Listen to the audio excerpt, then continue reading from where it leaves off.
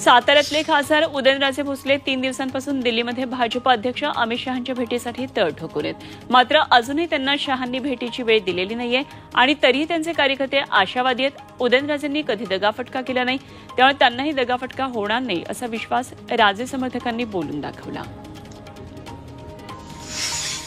रत्नागिरी सिंधुदुर्ग मतदारसंघावर शिवसेनेच्या किरण सामंतांनी दावा केला, तर अंतिम निर्णय मुख्यमंत्री एकनाथ शिंदे घेतील असं उदय सामंतांनी म्हटलंय। धनुष्यबाण चिन्हावर आमचा उमेदवार निवडून येईल असं सामंतांचं म्हणणं आहे। आपण मतांचं नाही तर विकासाचं राजकारण करायला राजकारणात आलो असं पंकजा मुंडे बीडमध्ये म्हणाल्या। लोकसभा निवडणुकीची जबाबदारी आपल्याला मोदींनी दिली आहे। आपलं तिकीट राज्यानं ठरवलेलं नाहीये आणि त्यामुळे मोदींच्या मनामध्ये काहीतरी चांगलं असेल असं म्हणत पंकजा मुंडे यांनी पुन्हा एकदा राज्यातील भाजप नेतृत्वाला चिमटा काढलाय। महायुतीचा घटक पक्ष असलेल्या मनसेनं शिर्डी लोकसभा मतदारसंघाची अमृत नोनी आर्थो प्लस, ये एक प्रूवन फॉर्मूला है। इसमें मौजूद नोनी फल के गुण और आयुर्वेदिक जड़ी बूटियां शरीर को जरूरी पोषक तत्व देने के साथ साथ हड्डियों और जोड़ों के घिसने, उनमें होने वाले सूजन और दर्द को रोकने में मदद करता है। दर्द मुक्त जीवन के लिए अमृत नोनी आर्थो प्लस। चाचपणी केली।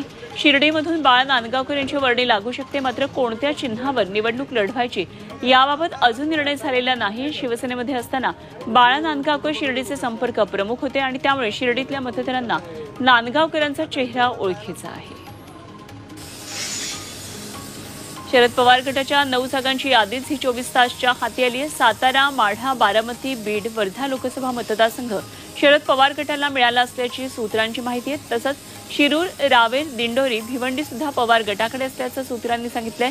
वंचित बहुजन आघाडी महाविकास आघाडीमध्ये आली तर पवारांची राष्ट्रवादी 9 जागा लढवणार आहे। काँग्रेस प्रदेश अध्यक्ष नाना पटोले आणि विरोधी पक्षनेते विजय वडेट्टीवार यांना लोकसभेची उमेदवारी देण्याची शक्यता मावळल्याची माहिती सूत्रांनी दिली आहे। कारण दोघांनीही लोकसभा लढवण्यास इच्छुक नसल्याचं हायकमांडला कळवलंय। त्यामुळे चंद्रपूरमधून आमदार प्रतिभा धानोरकर यांनाच उमेदवारी मिळण्याची शक्यता आहे।